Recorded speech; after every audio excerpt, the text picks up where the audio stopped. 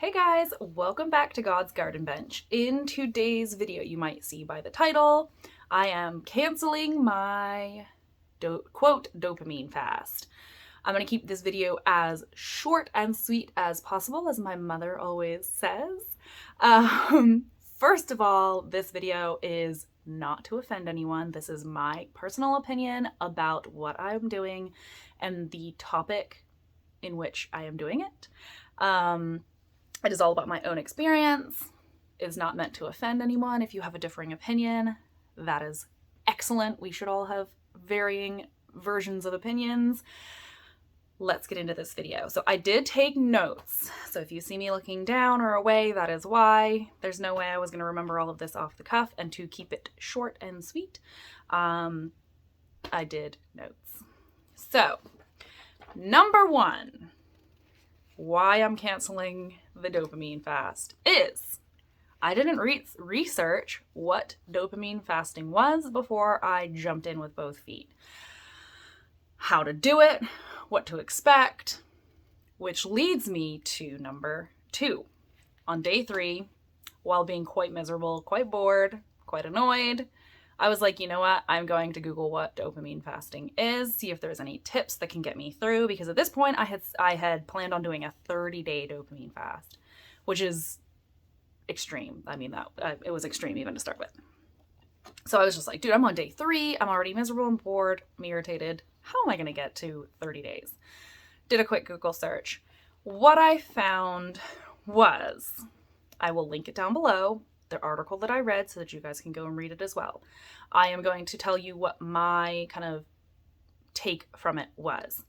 That dopamine is something that your brain needs. It's a neurotransmitter. Dopamine fasting is not actually a thing. It was created by a holistic health coach on YouTube, and that was about it. Later it was kind of backed up by a psychologist, I think out of California, but they were really the only two that were like, yeah, dopamine fast is a thing. Woohoo, yeah, do it. Okay, so that was kind of like, whoa, okay, dopamine is needed within your brain. There's not really any way to lessen dopamine within your brain. So putting yourself through how miserable I was at that moment was kind of pointless. That's kind of what I took from it.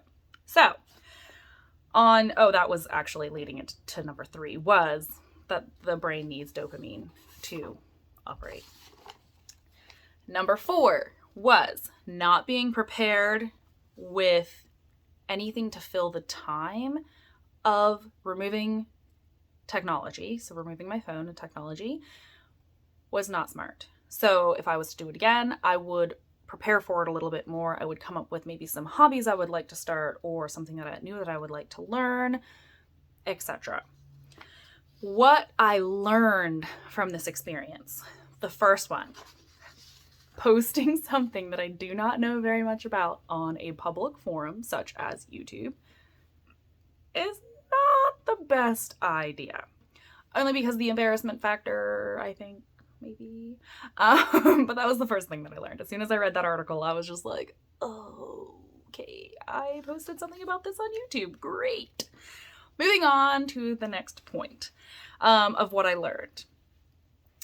I think it was that same night 3, I was talking to my husband, and I'm just like, I'm so bored. And I was just like, I just read this article about dopamine fasting not being a thing. Like, what am I doing? And he was just like, whoa, buddy, whoa.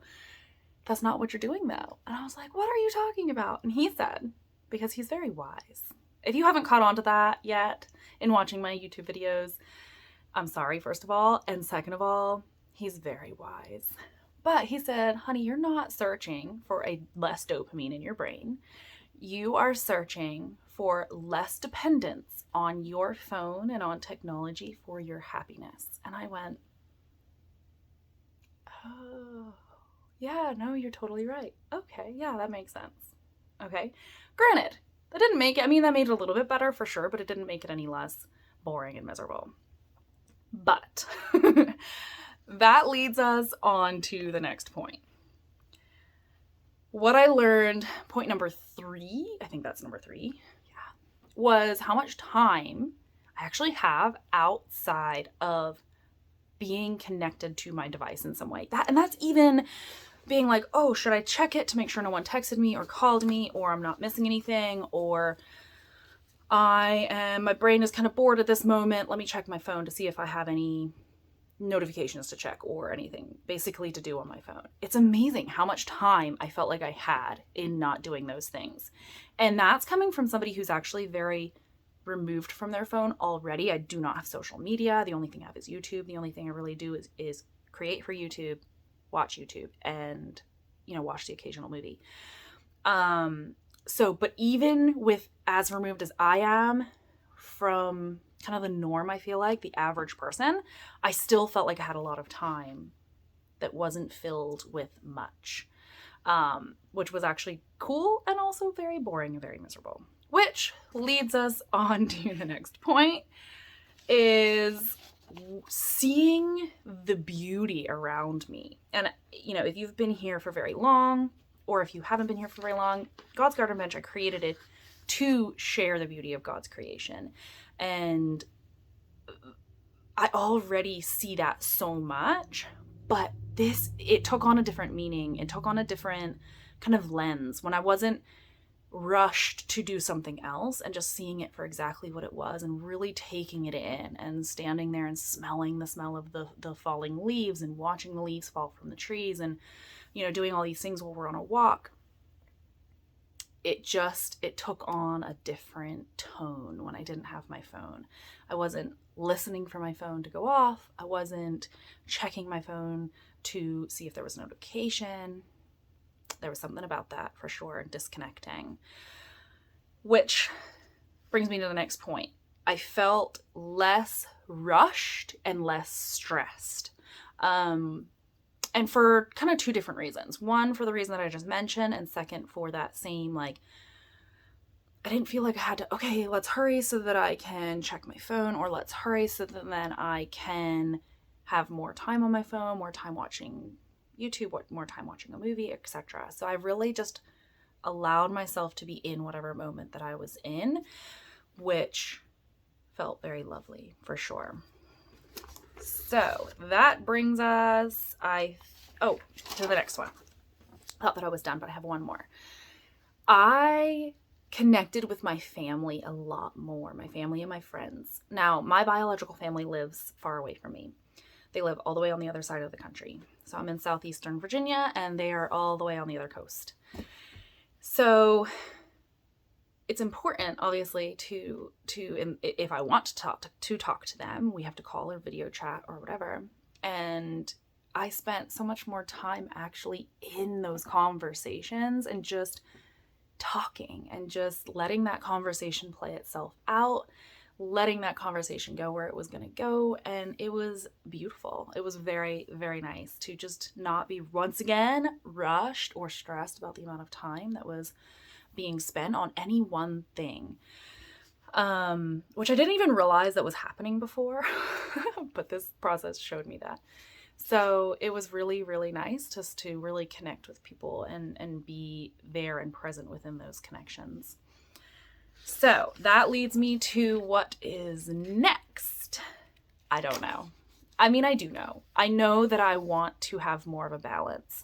So I've already pared down so much, but I do still want to be able to watch a movie with my husband or, watch some YouTube videos. I very much enjoy that process of learning from YouTube, from other creators on YouTube, etc. So I want to implement that. And I don't quite know what that looks like yet. Maybe a certain day or a time limit. I'm not sure. But we shall find out. We'll see kind of where God takes us and listen to his spirit and just kind of go from there, see what he has me to do next. And if you've been around any length of time, I think it was in the first video that I did with me in it, I talked about this, where I'm really going to make this channel about probably a lot of different things. And so just kind of go where God leads me to go, even if sometimes I misinterpret that a little bit, kind of like with the dopamine fast. That is okay. I am here to walk it with you and not to be perfect. I am not perfect in any way. I am learning. I'm learning right here beside you. And if I can offer anyone encouragement while I do that, in my struggle or my vulnerability or my happiness, my joy, all of those things, then that's my goal and I am winning. And that just is so encouraging to me. So let's do this together. Thank you all for watching, and I will see you in the next video.